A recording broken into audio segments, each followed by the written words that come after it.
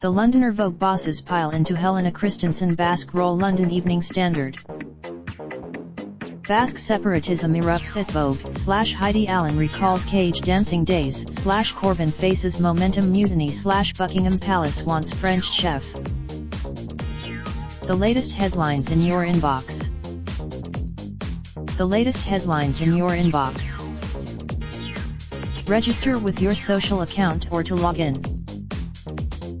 A row between former Vogue editor and her former Condé Nast employers has erupted after Schulman commented in her Sunday newspaper column on an outfit worn by.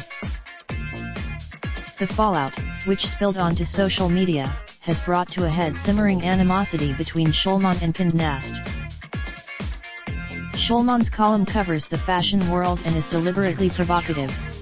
This week, the backlash was swift. Vogue editor Ronnie Cook Newhouse, the advertising executive married to Condé Nast's chairman Jonathan Newhouse, had harsh words for Schulman. How sad she has. Schulman left Vogue in August 2017 after 25 years.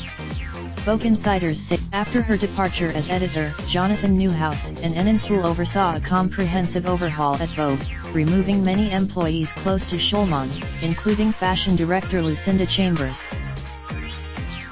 One source says Schulman's column is the talk of Vogue House every Monday, and called the Christensen incident mortifying. While acknowledging some felt she had got this wrong, Schulman said piece was supposed to be controversial. Helena is losing momentum. Jeremy Corbyn's studied ambiguity on Brexit may be coming back to bite him as a left-wing Labour split threatens his control of the party's ruling body. Previously united left-wing forces within Labour may run a separate slate of candidates for the party's agenda, setting National Executive Committee NEC elections this year.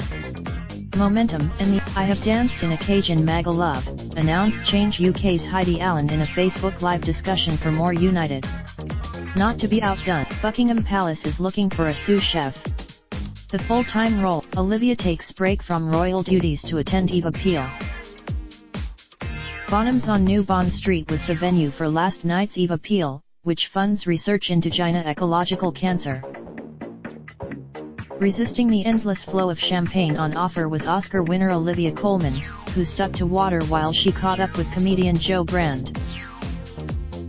Colman, who won her first Academy Award in February for her portrayal of Queen Anne in The Favourite, is currently filming the new series of The Crown, in which she plays Queen Elizabeth II.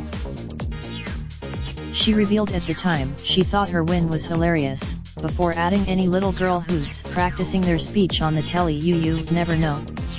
I used to work as columnist Deborah James, jazz singer Natalie Rushdie and Jessica Ordonez Barnett were among the other guests treated to a private viewing of some of Andy Warhol's greatest artwork at the event.